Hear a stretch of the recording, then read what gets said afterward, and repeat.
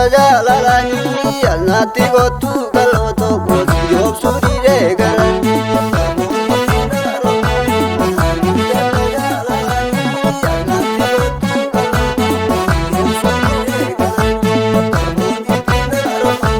Bareedduu baay'amtee maloosii kaanamanni kan biiraan qabu waan ofii kan koosu maqaa dawaanii feessi laalaa jedhanii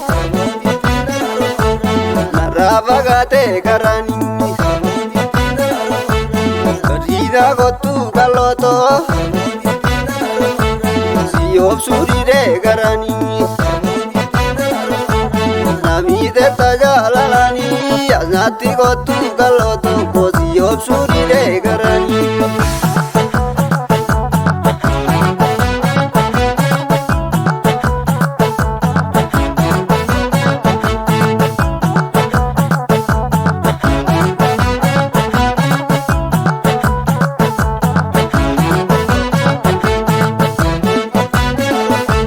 Dafii kottu hiriyeetoo yaafagatu si garanii adda addaanii jiraannu kalloota bara baraanii ka'ee kan keessaa nu feetoo sinnaabee hin jirtu fuulee amiidhamee jaalalaanii. Dawaa naftaa ikulee namiite tajaajilanii asnaatti kottu kaloo tokko yoobsuu didee garanii.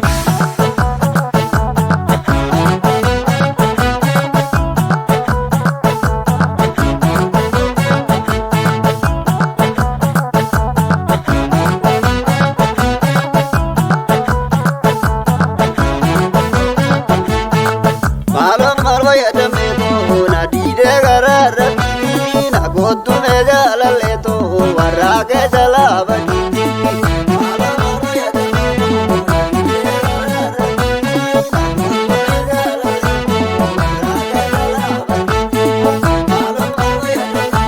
Na nyaachisu naan obaasu ayyaa garaa jaalala nyaataas hin dhabne dhugaatii. Kosuma walala jalali kena rakkise situra koko nabasa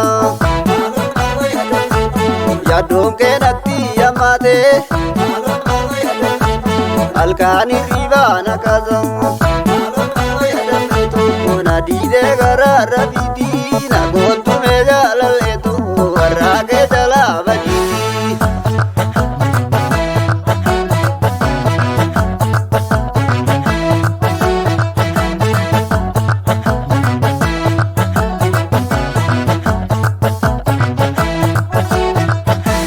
Bareedduu damma kololeetoo badii koonna laalii yaakubatu mi kennanii.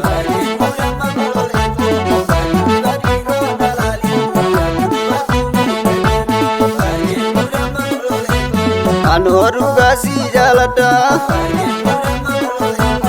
ati suganaa jaaladhu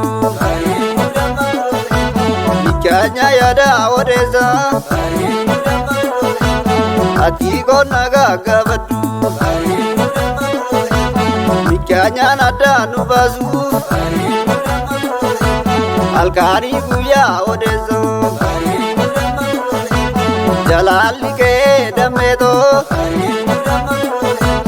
isaa onnee kobbobeessa bareedduu damma kololeetoo badii konna laalii yaakubatu mi kennanii.